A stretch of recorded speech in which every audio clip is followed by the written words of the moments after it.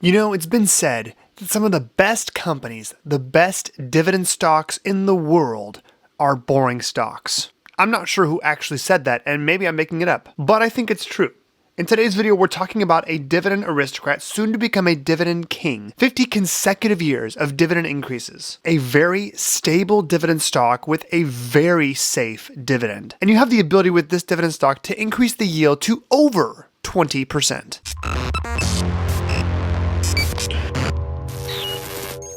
What's up, you guys? Welcome back to the Average Joe Investor channel. In this video, we're talking about this dividend aristocrat that you've probably never heard of because it's kind of a boring dividend stock, and that is NuCor Corporation. Ticker symbol NUE. As a reminder, this spreadsheet for the NuCor dividend analysis, along with all of my other spreadsheets, the monthly dividend stock spreadsheet, all of the trades I make in my own portfolio, and access to the Discord community are available by joining the Patreon community. If you want to learn more, check out the link down in the description below. All right, we're going to jump in right to the dividend metrics. So, NuCor Corporation is in the materials sector of the economy, specifically the metals and mining industry. It's a steel company, and we'll talk more about that. 50 consecutive years of raising their dividend, which means they're about to jump into the dividend king category. Current price per share is $167.34, which is creeping towards their 52-week high of $182.68 and pretty far away from their 52-week low of $129.47. Now, the big red flag here, if you can call it a red flag, would be their one-year revenue growth, which appears to be a decline of 17%. Now, the 3-year growth rate is 21%, and the 5-year growth rate is 8.41%.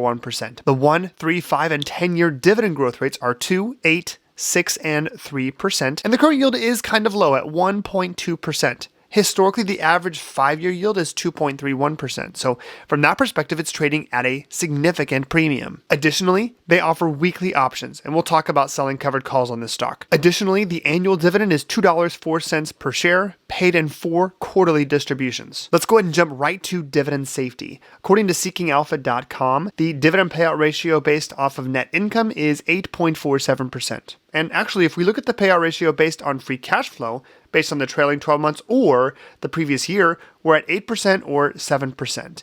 And you can see that there was a significant increase in free cash flow trailing 12 months and in the previous year. But even if you were to look at previous historical free cash flow levels, we still have a very safe dividend. Like I mentioned, NuCor Corporation is all about steel. They claim to be North America's most sustainable steel and steel products company. Their 3 main segments: steel, steel products, and raw materials. Here's a breakdown in net sales based on the 3 segments: steel mills, steel products, and raw materials. See, the majority of the income is coming from steel mills.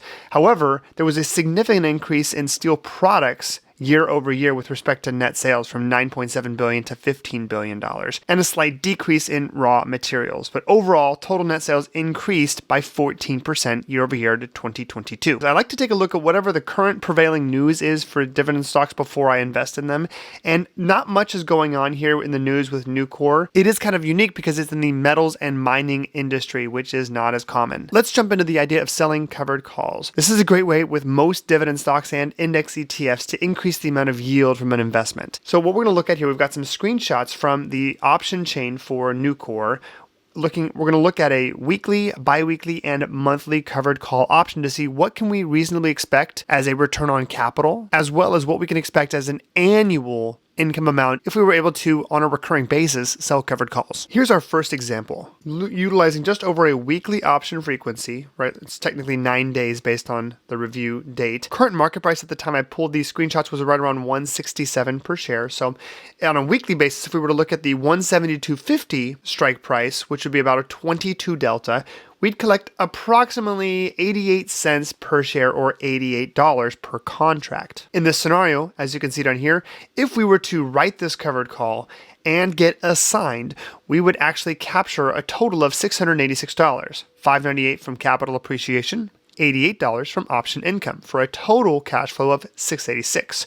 Which would equate to a return on capital of 4.12% in just 1 week, which would be pretty amazing. Now, let's just say, though, instead we want to just hold NuCor long term, we expect to write weekly covered calls at approximately the 22-23 delta.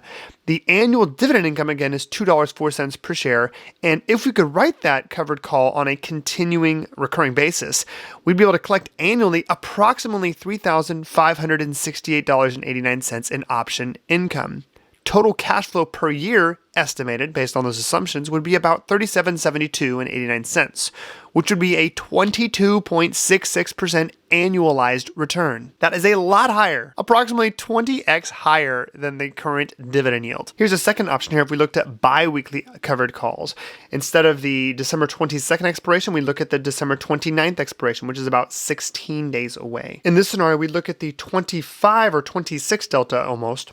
Still the 172.50 strike price. We'd collect about 125, give or take, in option income for those 2 weeks. If we were to write this covered call and get assigned 16 days later, we'd collect $723, or a return on capital of 4.34%. And if we wanted to utilize this type of recurring option strategy every 2 weeks for an entire year, we could estimate the approximate cash flow for the entire year to be approximately $3,055.56. $28.51 from option income, $2.04 from dividend income. This is per 100 shares owned, which would be an annualized yield of 18%, which is a lot higher than 1.2%. And then the third option here, looking at a 30-day or monthly covered call strategy, which would be January 12th, 2024.